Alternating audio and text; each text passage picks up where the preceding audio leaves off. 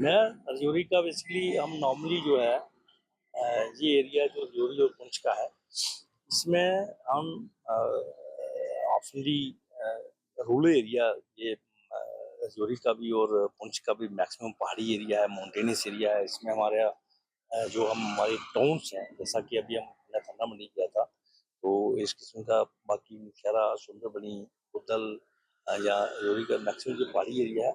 इसका हमने traffic point of view से थोड़ा रिव्यू करने के लिए अपने अफसरों के साथ बाकी हमारे जो एग्जीक्यूटिव पुलिस है, एडमिनिस्ट्रेशन है, उनके साथ मिल बैठ के कुछ चीज़ें जो इश्यूज हैं तो उनको हमने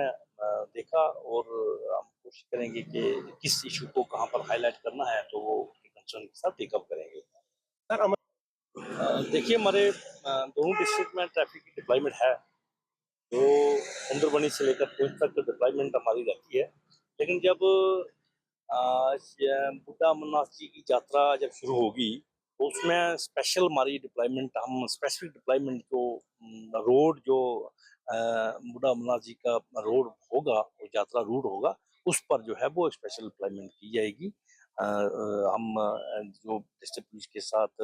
जो उनकी डिप्लॉयमेंट होगी, बाकी जो डिप्लॉयमेंट उनके साथ हमारी डिप्लॉयमेंट है वो रोड को प्रॉपर मेंटेन करने के लिए हमारा प्रॉपर इंतजाम जो वो रहेगा। किस तरह की इंस्ट्रक्शन आप इंस्ट्रक्शंस में सबसे पहले ये है कि जो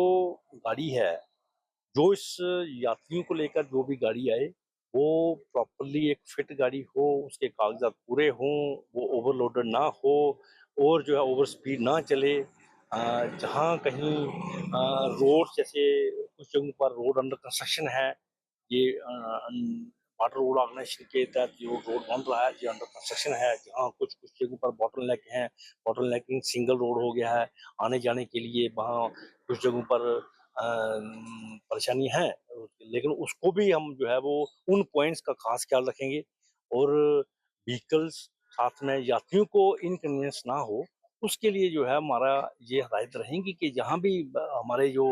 ट्रैफिक पुलिस के एहलकार रहेंगे, उनको यही हदायत है कि रोड की वजह से या ट्रैफिक कंजेशन की वजह से, जैमिंग की वजह से कोई भी जो है वो यात्रा को जो है वो दुश्वारी ना पेश आए। के लिए एक ऑर्डर था, उसका हम हमारे 3-4 पॉइंट जो हैं, ये आप जो रिटर्न की बात कर रहे हैं, तो इसमें 3-4 जो हमारे 4-5 पॉइंट हैं, इनमें नो एंट्री जो है वो भी मैं रिक्वेस्ट भी करूँगा कि जहाँ पर बोर्ड भी लगा दिए जाएँ, तो लेकिन हमारे फिर भी इन एंट्री पॉइंट पर मैक्सिमम जो है वो हम रिस्ट्रिक्शन करते हैं कि जो वो गाड़ी एंटर ना करे। एंटर ना करे ताकि जो है वो दिन के एक टाइमिंग जो है, जो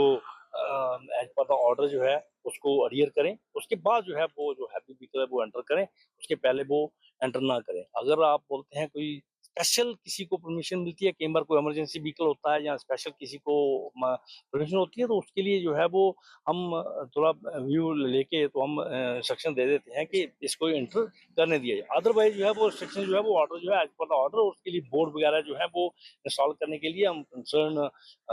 एग्जीक्यूटिव जो यहाँ के अफसर हैं राजौरी के, उनको बोलेंगे हम बोर्ड भी लगा दिया। इको रिक्शा क्योंकि इसमें जो परमिट जो इनका परमिट है या इनकी रजिस्ट्रेशन है या जो भी है, ये मोटर व्हीकल डिपार्टमेंट करता है, ठीक है। उनका कुछ चीजें हैं, definitely there are some issues उनकी वजह से, जैसे बोलते हैं जैमिंग है, हमारे पर पार्किंग की स्पेस कम है, बस स्टैंड या बाकी पार्किंग स्पेस की कमी है, इसमें कोई शक नहीं है। तो फिर भी कुछ कुछ स्पेसेस जो है वो आस्ता आस्ता मतलब हमने टेकअप किए तो वो बन रहे हैं, लेकिन इनकी वजह से कुछ, हालांकि ये लास्ट रोड लिंक है, ये नेशनल हाईवे पर नहीं चल सकते। ये वो लिंक है कि जब कोई छोटे लिंक रोड का इस्तेमाल करना है, वहां पर ये चलेंगे, और ये प्रॉपरली जो है वो मेन नेशनल हाईवे नहीं को छोड़ के एक सुविधा देने की कोशिश की है कि आम आदमी जिसको पैदल जाने के लिए कहीं 4-5 किलोमीटर या 5-10 किलोमीटर के दूर पर कहीं उसका घर है, तो वो एक आर्ट टाइम में उसका इस्तेमाल कर सकता है। लेकिन उनकी वजह से एक जो आपने जैसे एस्पेक्ट उठाया कि इनका जो पार्किंग का या वो वाला इशू है, जहाँ आप बोलते हैं कि इनको रेगुलेट करने की जरूरत है, कुछ इश्यूज है दैट वो इश्यूज हम जो है वो मोटर व्हीकल डिपार्टमेंट के साथ जो है वो टेकअप करेंगे, कंसर्न आरटीओ के साथ टेकअप करेंगे, भाई ये इश्यूज हैं उनको रिजॉल्व किया जाएगा। मैं हर जगह ये बात करता हूँ, आज मैं दोबारा ये स्ट्रांगली आपके माध्यम से रिपीट करूंगा और रिक्वेस्ट भी करूंगा और हदायत भी दूंगा। हम अपने आम शहरियों को हदायत दूंगा कि उनमें हम गाड़ी ले लेते हैं, फिर उसके बाद उसको चलाना है, किस तरह से गाड़ी को चलाना है, किस स्पीड से चलाना है। हम ओवर स्पीड करते हैं, गाड़ी चलाते हुए मोबाइल का इस्तेमाल करते हैं, हम सीट बेल्ट का इस्तेमाल नहीं करते हैं, हम हेलमेट नहीं लगाते हैं, हम लोग गाड़ी का कई बार इंश्योरेंस, कई बार फिटनेस वो नहीं देखते हैं। कमर्शियल गाड़ी है, सवारियां बढ़ाई हुई हैं, अनफिट गाड़ी को जो है वो रोड पर लाने की कोशिश करते हैं। और जब उनको मोटर व्हीकल एक्ट के तहत हम कार्रवाई करते हैं तो फिर भी कई बार जो है वो नाराज होते हैं लोग हमसे कि आप कार्रवाई क्यों कर रहे हो। लेकिन कुछ बेसिक नॉर्म्स जो है जब तक हम फॉलो नहीं करेंगे, एक मोटर व्हीकल के तहत जो रूल्स हैं उसको फॉलो नहीं करेंगे, तो हम जो है वो एक एक्सीडेंट देखने को मिलेंगे आपको। एक्सीडेंट की वजह से कितनी जानें जो है वो जाती हैं, कितने लोग जख्मी होते हैं, कितने लोग पूरी जिंदगी के लिए जो है वो बैठ जाते हैं, कुछ कर नहीं सकते हैं। तो ये चीज मेरी रिक्वेस्ट है कि आप लोग जो है वो अगर हेलमेट लगाते हैं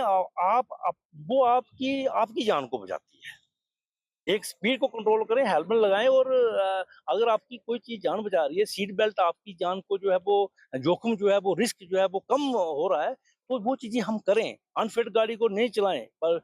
लाइसेंस के साथ जिसका लाइसेंस है वही चलाएं। मैंने देखा कि छोटे बच्चे, पेरेंट्स मना नहीं करते हैं कि छोटे बच्चे गाड़ी चला रहे हैं, 16 साल की 17 साल की कोशिश करते हैं, और उसमें पेरेंट्स की जिम्मेदारी है, पेरेंट्स लायबल हैं उसके लिए। तो पेरेंट्स को ये मैं आप रिक्वेस्ट करूंगा कि छोटे बच्चों को गाड़ी ना दें, जिसके बच्चे को लाइसेंस और प्रॉपर उसको जिसको लाइसेंस है वो लाइसेंस की जो कंडीशंस हैं उसको फॉलो करे।